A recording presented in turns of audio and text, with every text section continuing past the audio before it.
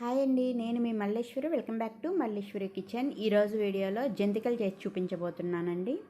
జంతికలు చేయడానికి శనగపిండి, పచ్చిశనగపప్పు, వేయించిన శనగపప్పు ఇలాంటివి వేసుకొని జంతికలు అనేది చేసుకుంటాం. కానీ ఈరోజు వీడియోలో ఇవేవి వాడకుండా జంతికలు అనేది చేసి చూపిస్తాను. అలాగే గుల్లగా రావడానికి పిండిలో కొద్దిగా ఆయిల్ కానీ బటర్ కానీ వేస్తూ ఉంటాం. కానీ ఇవేవి వేయకుండా చేసిన భలే బోలుగా గుల్లగా వస్తాయండి. నోట్లో వేసుకుంటే కరిగిపోతాయి, అంత కమ్మగా ఉంటాయి. మరి ఇప్పుడు జంతికలు చేసుకోవటం కోసం ఫస్ట్ స్టవ్ పైన బాండిని పెట్టుకొని ఇందులోకి పావు కప్పు సగ్గుబియ్యాన్ని వేసుకోవాలి. కొలత అనేది కప్పు కానీ గ్లాసు కానీ ఏదైనా సరే ఒకదాంతో, కొలతలన్నీ కూడా ఒకదాంతో తీసుకున్నారంటే కరెక్ట్గా వస్తాయండి.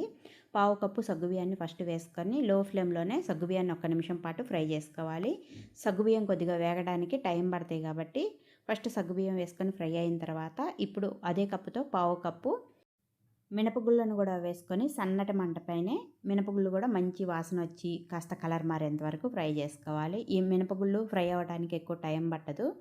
ఆల్రెడీ బాండీ కూడా వేడిగానే ఉంది కాబట్టి చాలా తొందరగానే ఫ్రై అవుతాయి. సన్నటి మంట మీదే ఇలా కాస్త మినపగుళ్ళు కలర్ మారి మంచి వాసన వస్తూ ఉంటాయి. అంతవరకు కూడా ఫ్రై చేసుకొని వేరే ప్లేట్లో తీసుకొని చల్లారనివ్వాలి. ఇలాగ చల్లారబెట్టుకున్న తర్వాత మిక్సీ జార్ తీసుకొని తడి లేకుండా చూసుకోవాలి.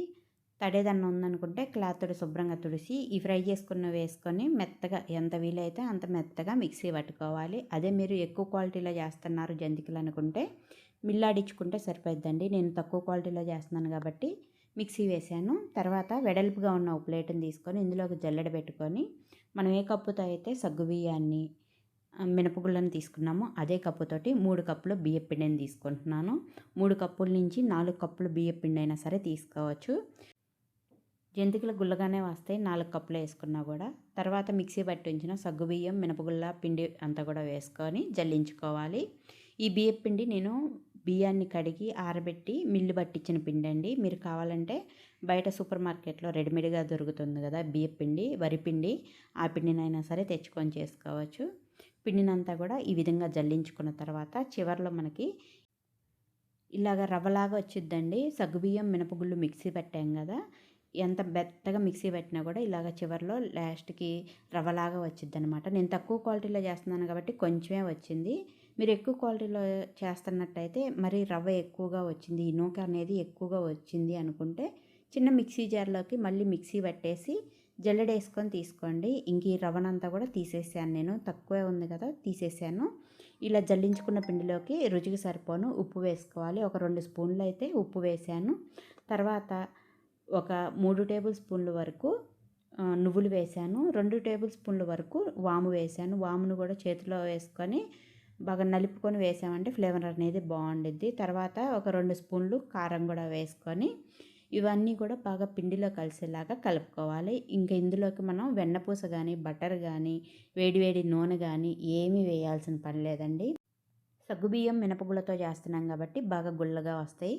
తర్వాత కొద్దిగా నీళ్ళని పోసుకుంటూ పిండిని జంతికల పిండిలాగా కలుపుకోవాలి. మరీ గట్టిగా కాకుండా మరీ లూజ్గా కాకుండా. వేడి నీళ్ళు ఏం పోయలేదు, చన్నీళ్ళే పోసి కలిపానండి. వేడి నీళ్ళు పోయాల్సిన పని కూడా లేదు. నార్మల్ మనం తాగే నీళ్ళనే పోసుకొని ఈ విధంగా పిండిని అయితే కొంచెం సాఫ్ట్గా ఉండేటట్టు కలుపుకోవాలి.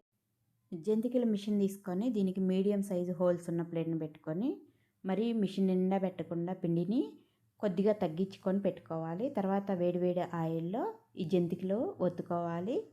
ఇలా ఒత్తుకున్న తర్వాత వెంటనే గరిట పెట్టి కదిలేయొద్దు. ఒక 2 నిమిషాల పాటు ఆయిల్లో ఫ్రై అవనివ్వాలి.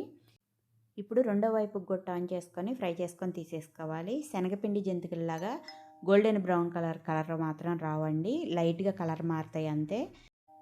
సగ్గుబియ్యం మినపగుళ్ళతో చేస్తున్నాం కాబట్టి లైట్గా ఇలా కలర్ అనేది వస్తాయి. ఇవి ఫ్రై అయింది లేనిది తెలియాలంటే ఇవి ఫ్రై అయ్యేటప్పుడు బబుల్స్ రావడం ఎప్పుడైతే తగ్గుతాయో అప్పుడు తీసేసుకోవాలి.